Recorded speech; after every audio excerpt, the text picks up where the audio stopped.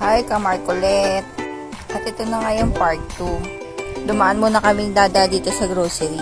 At ito na nga, bibili kasi kami ng gatas ni Marco ngayon. At opo, nido po ang gatas ni Marco. Nido baka ni men. Char. At tatawa kay dada kasi napakamot siya. Kasi nagulat kami, biglang tumaas yung gatas ni Marco. Pero wala naman kaming magagawa. Kailangan talagang dumedi ni Marco. Tapos bumili na rin kami ng vitamins si Marco. Silin pala yung vitamins si Marco kasi nireseta ng bedyan. Tapos sa grocery na rin kami ng mga kailangan namin sa bahay ni Dada.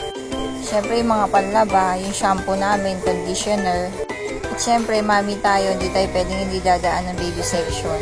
At kumuha lang din ako ng picnic ni Marco at saka ng Pringles. Tapos natawa ko kay Marco kasi nagtuturo na siya. Kaya na nga pinakuha niya yung mga knickknacks. At wag po kayo mag-alala kahit po matamis yan, dalawa po kami kumakain yan. Tapos kumuha lang din ako nitong potato.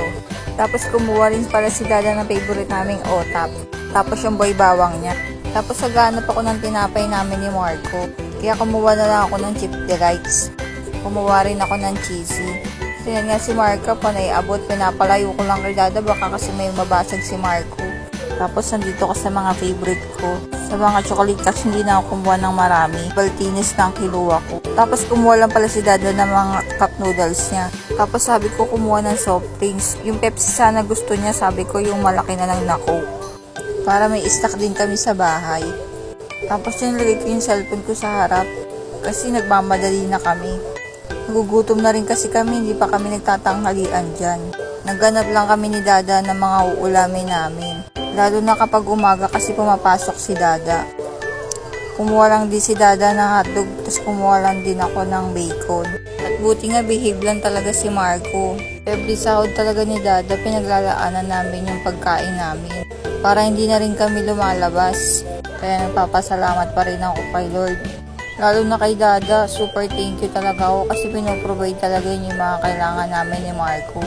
Tapos umikot lang din kami ni Marco.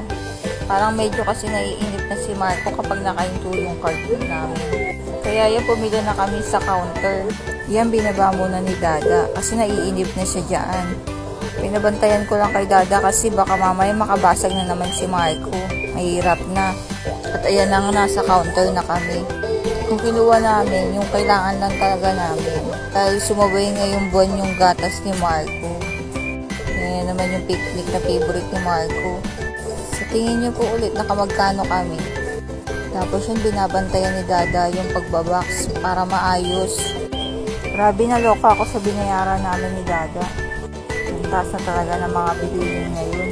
Basta mahalaga may gatas si Marco. Kaya tingnan niyo yung aming babe. Siya na daw tutula kaya inayaan muna namin ni Dada. Alalay na lang. Thank you for watching.